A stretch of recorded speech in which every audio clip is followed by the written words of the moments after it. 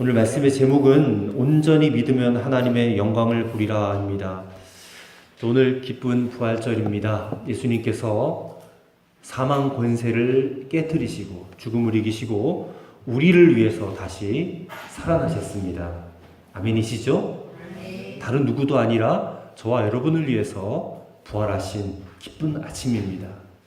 이 부활의 영광과 기쁨이 오늘 예배드리는 저와 여러분 가운데 충만히 임하는 그런 예배가 되시기를 우리 주님의 이름으로 간절히 축원합니다. 주일마다 요한복음의 말씀을 계속해서 전해왔습니다. 그래서 부활절이 됐는데 따로 메시지를 준비를 해야 하는가 고민을 했는데 참 공교롭게도 오늘 본문에 너무나도 유명한 부활에 대한 말씀이 있는 겁니다. 또한 이 말씀은 요한복음 11장 전체에 또 핵심이 되는 그런 말씀이 됩니다. 그래서 강의를 끊지 않고 쭉 이어갈 수 있게 되어서 다행이다 싶습니다. 25절과 26절 말씀 아까 교동문 할 때도 읽었는데 또 성경 봉독할 때도 읽었고요. 우리 다시 한번 25절과 26절을 같이 한번 읽어보도록 하겠습니다. 예수께서 이르시되 나는 부활이요 생명이니 나를 믿는 자는 죽어도 살겠고 무릇 살아서 나를 믿는 자는 영원히 죽지 아니하리니 이것을 내가 믿느냐. 아멘. 자, 예수님께서 제자들에게 당신이 죽음을 당할 것이다라고 수차례에 걸쳐서 예고를 하셨잖아요. 근데 그 일도 참 놀라운 일이기도 하지만 이렇게 죽었다가 다시 부활하실 것이다 라는 이 예고 또한 참 대단히 놀라운 일이 될 것이다라는 것을 지금 밝히고 계신 겁니다. 그리고 실제로 이 예고처럼 십자가에서 죽으신 다음에 3일 뒤에 부활하셨습니다. 그리고 그 역사적인 증거도 많이 있어요. 또 오늘 2019년 부활절을 맞은 우리가 이 십자가에서 죽으시고 부활하신 이 예수님을 구주와 주님으로 믿고 섬긴다는 이것이 여러분 얼마나 엄청난 기적인지 여러분 실감하십니까? 부활하신 예수님을 내가 믿고 섬긴다. 이 기적입니다. 근데 우리가 잘 실감을 하지 못하는 것입니다. 이 엄청난 기적이 우리에게 일어나는데 이 죄의 구렁텅이에 빠져서 도무지 빠져나올 수 없는 희망조차 없는 우리들을 구원하시기 위해서 일어난 이 놀라운 사건이라는 것을 우리가 이 부활절 아침에 다시 한번 정말 깨닫게 된다면 우리는 이 시간 너무나도 놀라운 주의 영광과 또 주님이 주시는 감격에 사로잡히고 말 것입니다. 그래서 사실 오늘 본문에 예수님께서 이 나사로를 다시 살리시는 이 이야기의 핵심되는 메시지는 야, 죽은 자가 다시 살아났어. 너무나 놀라운 일이 일어났구나. 이런 것이 아닙니다. 나사로를 다시 일으키신 주님께서 이제는 당신 자신이 죽으셨다가 부활하신다라는 그 사실, 그 예수님이 지금 오늘 우리와 함께 계시고 그 예수님을 바라보는 눈이 열려서 그 예수님을 향한 좀 온전한 믿음을 좀 촉구하시는 그런 메시지가 요한복음 11장에 담겨져 있다는 것입니다. 여러분, 우리가 이러한 예수님을 어찌 믿지 않을 수 있겠습니까? 근데 사실 우리가 일상생활 하면서 이 예수님을 온전히 믿지 않습니다. 어떻게 그렇게 말씀하실 수 있느냐? 증거가 있거든요. 우리 살면서 너무너무 자주 낙심에 사로잡히잖아요. 너무너무 염려하잖아요. 너무너무 빨리 기쁨 잃어버리잖아요. 항상 기뻐하고 쉬지 않고 기도하고 범사에 감사하지 못하잖아요.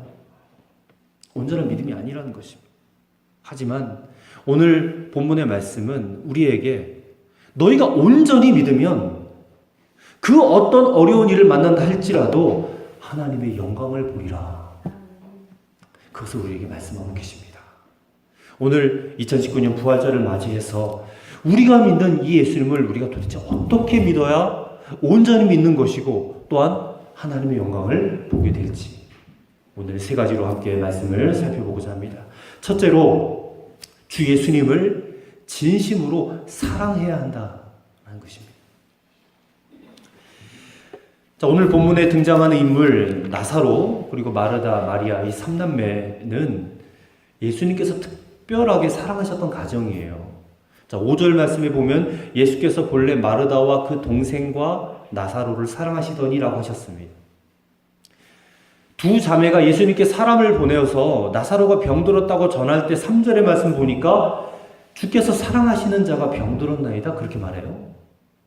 그리고 예수님이 그 소식을 듣고 나사로를 살리기 위하여 다시 예루살렘을 가시려고 할 때에 도마라고 하는 제자가 16절에 이렇게 말합니다. 우리도 주와 함께 죽으러 가자.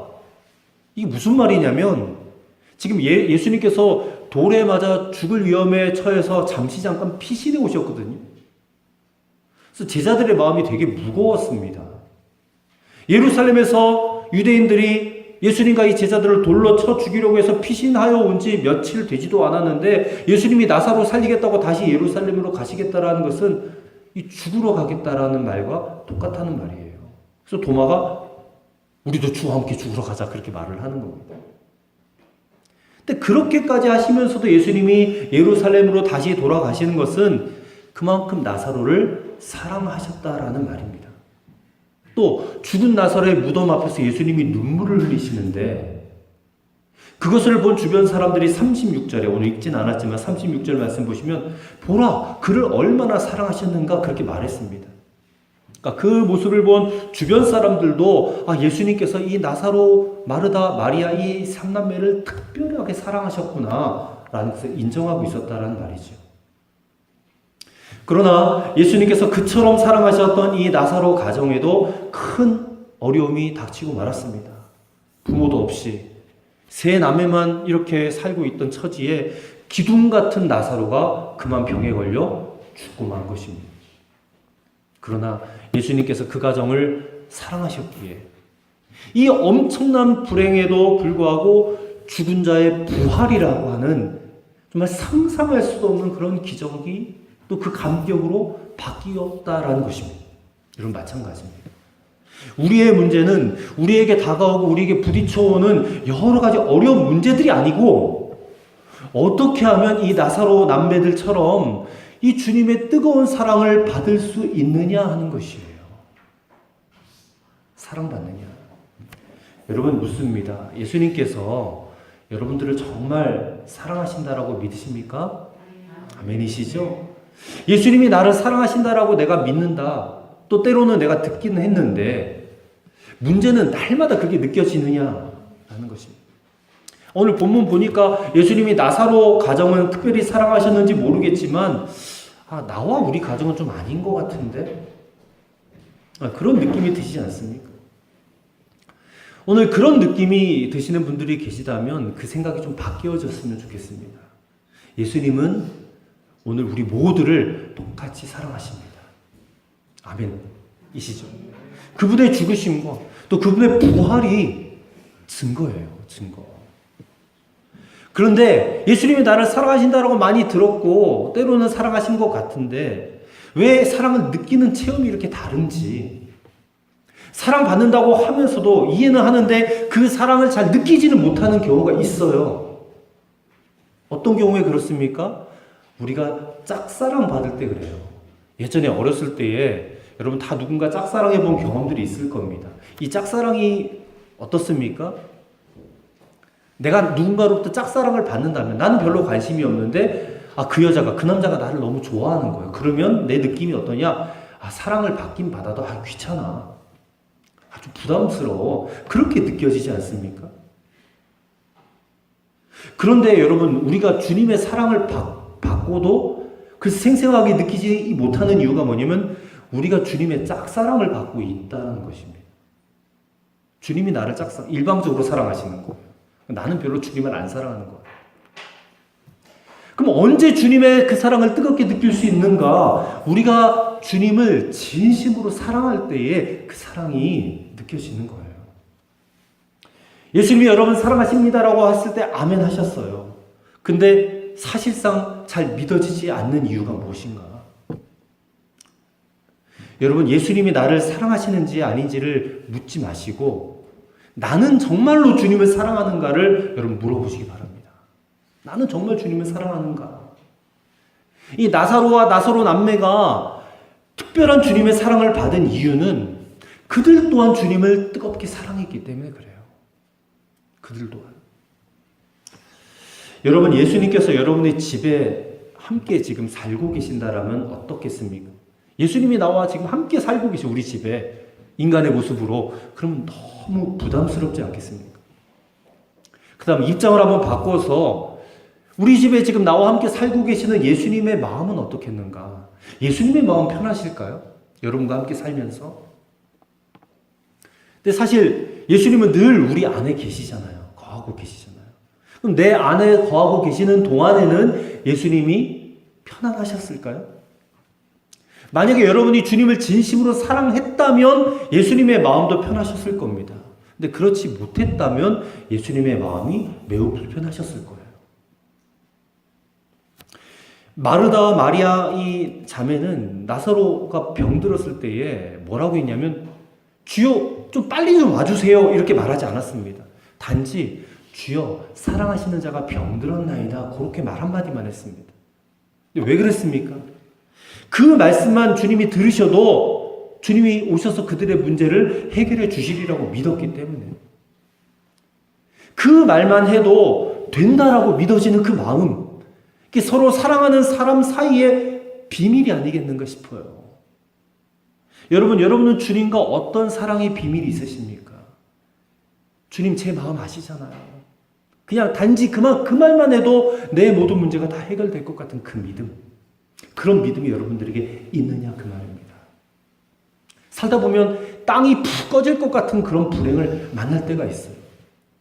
근데 오늘 나사로 남매는 주님만을 믿고 또 주님만을 뜨겁게 사랑했기 때문에 그 극한 위기 가운데서도 주님의 은혜와 기적을 체험한 것입니다. 오늘 우리 역시 마찬가지입니다. 한 치 앞도 내다볼 수 없을 만큼 그런 어려움이 우리 가운데 있지만 길은 있습니다. 방법은 있습니다. 예수님을 진정으로 사랑하는 겁니다. 예수님을 믿는다라고는 말하지 마시고 그 예수님을 여러분 사랑해 보시기 바랍니다. 이 부활의 아침에 나를 위해 죽으시고 또 나를 위해 다시 부활하신 그 예수님과 여러분 사이에 이 놀라운 사랑의 비밀이 있으시게 되기를 간절히 바랍니다. 주님을 진심으로 사랑하세요. 그러면 여러분 하나님의 영광 보게 될 줄을 믿습니다. 두 번째로 믿음의 한계를 깨트려야 한다는 것입니다. 그렇게 주님을 사랑했던 마르다 마리아도 믿음이 흔들리는 것을 보게 됩니다. 자, 오빠 나사로가 죽었을 때예요. 예수님이 베다니로 돌아오셨습니다. 마을 입구에 마르다가 서서 기다리고 있었어요. 근데 예수님을 본 마르다가 내뱉는 첫 마디가 뭐냐면 21절에 주께서 여기 계셨더라면 내 오라버니가 죽지 아니하였겠나이다 그러는 겁니다. 분명히 믿음은 믿음인데 마음이 무너져 버렸어요. 너무 늦었어요. 예수님 이제 다 끝나버렸어요. 죽었는데 어떻게 해요? 살아있을 때 좀 오셨으면 얼마나 좋았을까요? 그러면서 22절에 마르다가 또 이렇게 믿음의 고백은 해요. 그러나 나는 이제라도 주께서 무엇이든지 하나님께 구하시는 것을 하나님께서 주실 줄 아나이다. 그 말을 들은 예수님이 선포하십니다. 내 오라비가 다시 살아나리라. 그 말을 들었으면 아멘 하고 어서 빨리 오빠를 살려주세요 해야 되는데 마르다가 그렇게 하지 않아요. 단지 그냥 풀이 죽어서 이렇게 말해요. 마지막 날 부활 때에는 다시 살아날 줄을 내가 아나이다. 그렇게만 말해요. 24절에. 그러니까 그 고백도 외적으로는 전혀 흠잡을 데 없을 만큼 좋은 신앙 고백이긴 했지만 그 고백에는 어떤 확신도 어떤 소망도 보이질 않는 거예요. 왜냐하면 예수님께서 나사로의 무덤 앞에 서서 나중에 돌을 옮겨놔라 했을 때에 마르다가 뭐라고 하는지 아십니까? 즐거워하면서 주여 죽은 지가 벌써 나흘이 되었습니다. 냄새가 나요. 냄새가. 뭐하러 연락하십니까? 하면서 주님을 만류했기 때문에. 예수님은 나사로를 다시 살리시려고 오셨는데 마르다는 지금 너무 늦었다는 거예요. 그럴 필요 없으시다는 거예요. 낙심에 빠져 있었습니다. 동생 마리아는 더 했어요. 예수님 오셨는데 마중도 안 나옵니다. 너무 슬퍼서 이게 제정신이 아니었던 것 같아요. 마리아를 찾으셨어요. 예수님께서. 그랬더니 뒤늦게 나와가지고 예수님 만나자마자 언니랑 똑같은 얘기예요. 주께서 여기 계셨더라면 내 오라버니가 죽지 아니하였겠나이다 하면서 그냥 그 앞에서 그냥 통곡을 하는 겁니다. 예수님 보시기에 민망할 정도예요. 그 좋던 믿음도 오라버니의 죽음 앞에서 다 무너져 버리고 만 겁니다. 믿음이 무너져 버렸기 때문에 이 오빠를 지금 다시 살리시려고 오신 예수님을 앞에 놓고도 그 슬픔을 이기지를 못하는 거예요. 어떤 사람은 이 대목을 놓고 이렇게 얘기합니다. 예수님께서 이틀이나 지체하셔가지고 나사로가 죽은 거 아니냐. 근데 아닙니다. 이 마르다 마리아 자매가 예수님께 사람을 보내자마자 나사로는 죽었습니다. 왜냐하면 예수님께서 계셨던 요단강 건너편에서 예루살렘까지는 걸어서 하루길이 걸리거든요. 근데 예수님께서 소식을 전해주는 사람의 말을 듣고 이틀을 그곳에 더 유하신 후에 베다니로 갔을 때에 나사로는 죽은 지 나흘이 되었다고 그랬습니다. 그러니까 나사로가 언제 죽었냐면 그가 병들었다는 소식을 들고 사람이 떠난 직후에 이미 죽은 거예요. 직후에. 예수님께 보냈던 사람이 돌아와서 예수님이 하신 말을 전합니다. 뭐라고 했어요? 4절 말씀해 보시면 이 병은 죽을 병이 아니라 하나님의 영광을 위함이요 하나님의 아들이 이로 말미암아 영광을 받게 하려 함이니라 라고 전했을 때에 이 마르다와 마리아의 마음이 어떠했을까요? 아니 죽을 병이 아니라니 벌써 죽어버렸는데.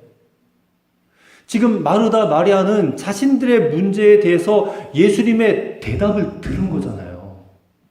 예수님의 대답을 들었단 말이에요. 그러나 지금 벌어진 상황, 죽은 오빠의 시체를 보니까 그 들은 예수님의 말씀이 전혀 받아들여지지가 않는 거예요.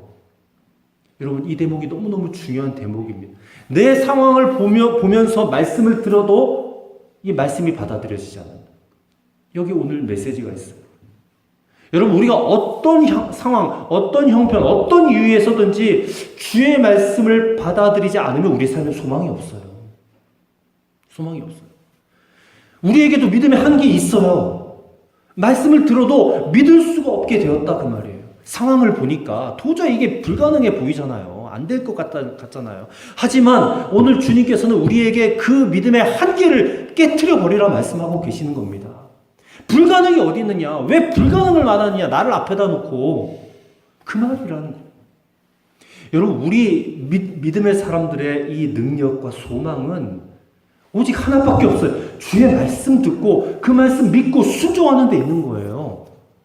여러분, 어디서 우리의 그 능력이 있습니까? 우리 삶의 능력과 소망이 어디 있겠어요? 말씀 듣고 순종하는 것밖에 없어요. 말씀 듣고. 근데 어떤 분들은 물질적으로, 경제적으로 어려워지면 믿음이 확 무너지고요. 어떤 사람들은 건강에 문제가 생기면 믿음이 확 무너지고요. 어떤 사람은 사람의 말 한마디 듣고 믿음이 확 무너져버려요. 얼굴 표정 하나 보고 믿음이 확 무너지고요. 뭐 사실 이해는 해요. 하나님의 사람이라고 우리가 왜 힘든 일이 없겠습니까? 힘든 일 생기면 무너질 때도 있죠, 목사님. 어떻게 안 무너져요? 목사님은 뭐 그럼 이길 수 있겠습니까? 뭐 이렇게 질문하시는 분들도 계세요.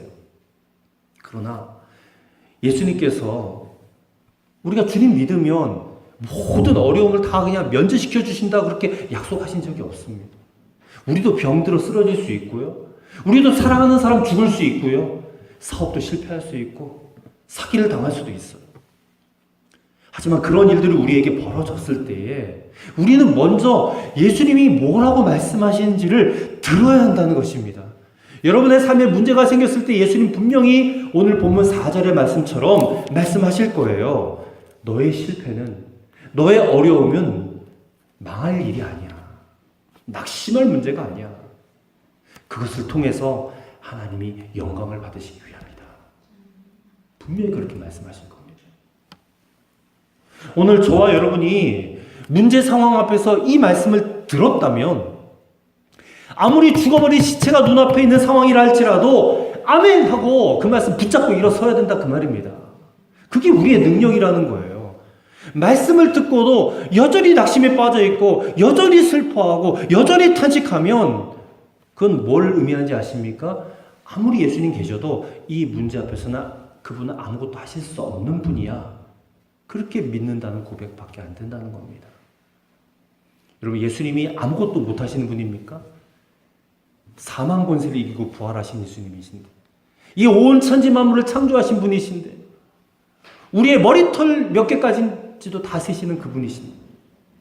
아무것도 하실 수 없는 분이 아니잖아요. 그분은 모든 것을 하실 수 있고 완벽하게 무결하게 하실 수 있는 분이 우리가 믿는 주 예수 그리스도이신 줄로 믿습니다. 그렇기 때문에 사랑하는 성도 여러분, 오늘 지금 우리의 마음 가운데 이게 큰 돌덩어리처럼 이게 들어앉아 있는 모든 슬픔과 낙심과 염려와 두려움들, 그와 같은 여러분들의 믿음의 한계를 결정짓는 것들, 이것들을 주 예수 그리스도의 이름으로 쫓아버리시기를 간절히 축원합니다. 예수님은 나사로를 일으키시고 당신 자신도 죽음을 이기시고 부활하신 분이세요. 우리는 그런 주님을 믿는 자들 아닙니까? 그렇기 때문에 내가 믿으면, 정말로 믿으면 하나님의 영광을 보리라. 이 말씀에 아멘으로 응답하시기를 바랍니다. 오늘 이 부활의 아침에 여러분 마음을 열고 성령의 역사를 기대하시기를 바랍니다. 부활하신 우리 주님의 그 능력이 우리 믿음의 한계를 깨트리고 하나님의 영광을 보게 하여 주실 줄로 믿습니다. 마지막 세 번째로, 내가 죽으면 나도 살고 모두가 살게 된다라는 것입니다. 예수님께서 이제 나사로의 무덤 앞으로 가셔서 이렇게 외치십니다. 나사로야 나오라 하고 외치세요. 그러자 죽었던 나사로가 벌떡 일어나서 수족을 배로 동인 채로 걸어 나와요. 사람들이 그 모습을 보고 너무나 놀랍고 기뻐하면서 막 난리가 났을 것 아닙니까? 뭐 죽은 자가 살아났으니까 당연히 그랬을 거예요. 근데 그 모습을 본 모든 사람이 다 그런 건 아닙니다. 그 자리에 바리새인들도 있었고 유대교 지도자들도 있었거든요. 그들은 그 모습 보고 걱정이 충만했습니다. 야, 사람들이 죽은 자를 살려내, 저 예수님이? 막 주목하니까, 그 예수님을 높이니까 자기들이 막 입지가 흔들릴까봐 걱정이 되는 거예요. 그래서 그들이 모여서 고민을 하니까 당시에 대제사장이었던 가야바라는 사람이 이런 말을 했어요. 뭘 그렇게 고민들 하시오? 저 예수만 잡아 죽이면 될 것 아니요? 저 예수 한 사람만 죽으면 온 민족이 편안하게 되잖아요. 그게 50절 말씀이에요. 50절 말씀. 50절 말씀을 한번 보시기 바랍니다. 11장 50절 말씀.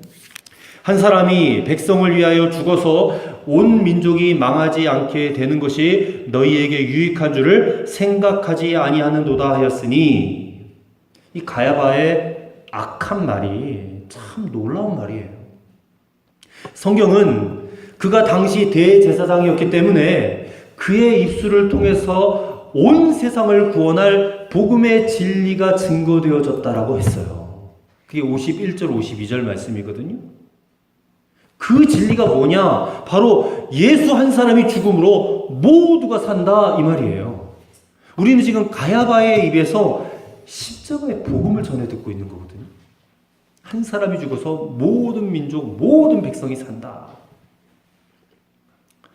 자, 예수님께서는 제자들에게 익히 이런 말씀을 하셨죠. 아무든지 나를 따라오려거든 자기를 부인하고 자기 십자가를 지고 나를 따를 것이니라 했습니다. 여기서 자기를 부인하고 자기 십자가를 지라라는 이 말씀은 한마디로 말하면 너희는 죽어야 된다 그 말이거든요. 너희는 죽어야 된다. 예수님께서 제자들에게 또 이 말씀 있는 저와 여러분들에게 왜 죽으라 그렇게 말씀하셨을까? 죽어야 살기 때문에 그래요. 죽어야 부활의 영광을 체험할 수 있기 때문에 그래요. 여러분 믿으십니까? 여러분 죽어야 살아요. 여러분 죽어야 부활할 수 있는 것입니다. 죽는다는 것은 실제 우리 몸이 죽는 것이 아니라 내 생각과 내 계획과 내 감정이 죽는 거예요. 이게 죽으면 그 다음에 어떤 일이 일어나느냐? 내 안에 살아계신 예수님의 역사가 나타나요. 예수님의 생각이 나타나고 예수님의 감정이 나타나고 예수님의 계획이 물밀듯이 나타나게 되어 있다는 것입니다. 내가 살아있으면 이게 도저히 드러날 수가 없어요. 근데 예수님의 생각, 감정, 계획이 나타나기 시작하면 우리가 살아있을 때 도저히 할 수 없는 일들을 하게 돼요. 예를 들어서 원수를 사랑하게 되어지는 것도 우리 안에 예수님이 역사하기 시작하면 그게 되어진다니까요. 근데 우리는 말로는 아이고 내가 죽어야지 그렇게 말을 하면서도 나 죽는 거 빼놓고는 모든 노력을 다 해요. 근데 그렇게 애써서 노력하면 뭐합니까? 실패뿐이에요. 그러나 내가 죽으면 반드시 거기에는 생명의 역사가 일어나게 되어 있습니다. 여러분 가장 가까운 여러분의 가족이 살아납니다. 여러분의 동료가 살아나요. 여러분의 친구들이 살아납니다. 무엇보다 여러분 자신이 살아나요. 나 자신이. 내 안에 살아계시는 예수님이 나를 살리시고 내 주변 사람들을 살려내시는 거예요. 어떻게요? 나의 죽음을 통해서. 오늘 2019년 부활절은 우리에게 이렇게 체험되어져야 될 부활절입니다. 예수님 살아나셔서 기쁘다 이게 아니라 예수님 살아나신 것처럼 나도 죽었다가 나도 다시 살아나는 부활절 돼야 된다 그 말이에요. 여러분 내가 죽으면 나도 살고 우리 모두가 산다. 이 말은 자포자기하라 이런 얘기 아니에요. 아무런 노력도 하지 마라 이런 얘기도 아닙니다. 예수님이 내 안에서 일하실 수 있도록 여러분 예수님의 음성에 귀 기울여 듣고 그분께 좀 순종하라 그 말이에요. 예수님 안에서 죽음이 능력이에요. 예수님 안에서 죽음이 해답이에요. 그 사실을 믿으시기 바랍니다. 그러면 반드시 부활하게 되어 있어요. 예수님의 부활하심이 그냥 예수님의 부활로만 그친 것이 아니라 나의 부활이 되는 거예요. 저 옛날에 어렸을 때 우리 교회 목사님이 항상 그냥 강단에서 예수 죽음 내 죽음, 예수 부활 내 부활. 맨날 그거 외치겠어요. 그때부터 십자가 복음이 제 안에 뇌리에 박혔는데 여러분 따라서 해보세요. 예수 죽음 내 죽음, 예수 부활 내 부활. 그렇게 되어지시기를 간절히 바랍니다. 오늘 부활절 맞이해서 우리가 성찬식을 합니다. 예수님의 살과 피를 받아먹고 마실 때에 이미 우리에게 다 이루어진 구원의 역사 아닙니까? 받아먹고 마실 때에 우리는 예수님과 함께 죽었고 그리고 예수님과 함께 부활하는 그 체험이 오늘 이 성찬식 가운데 있으시기를 주님의 이름으로 간절히 축원합니다. 이것이 우리의 온전한 믿음이 될 줄로 믿습니다. 우리의 가정과 우리의 사회와 우리 교회와 여러분의 삶을 통해서 하나님의 영광 보여주시게 하실 줄로 믿습니다. 기도하시겠습니다. 2019년 부활의 아침에 하나님 우리는 다시 한번 부활하신 주님 앞에서 온전한 믿음을 살지 못하였음을 고백하고 회개합니다. 예수님은 나를 너무나 사랑하시는데 나는 예수님을 진심으로 사랑하지 못한 것을 회개합니다. 끝까지 믿음 가지고 십자가의 길을 따라가야 되는데 스스로 믿음의 한계에 부딪혀 낙심하고 좌절하고 말았음을 고백합니다. 주여 이 시간에 우리는 예수님 안에서 죽은 자인 것을 믿습니다. 우리의 생각과 우리의 계획과 감정들은 이미 다 십자가에 못 박혔음을 믿습니다. 이제는 주님의 마음을 부어 주옵소서. 주님의 생각을 부어 주옵소서. 주님의 의지를 우리에게 부어 주옵소서. 그리고 그 뜻과 의지에 우리가 기꺼이 순종하며 살아갈 수 있게 하여 주시옵소서. 온전한 믿음으로 하나님의 영광을 바라볼 수 있는 우리 모두가 되게 하여 주시옵소서. 우리 주님 예수 그리스도 이름으로 기도드리옵나이다. 아멘.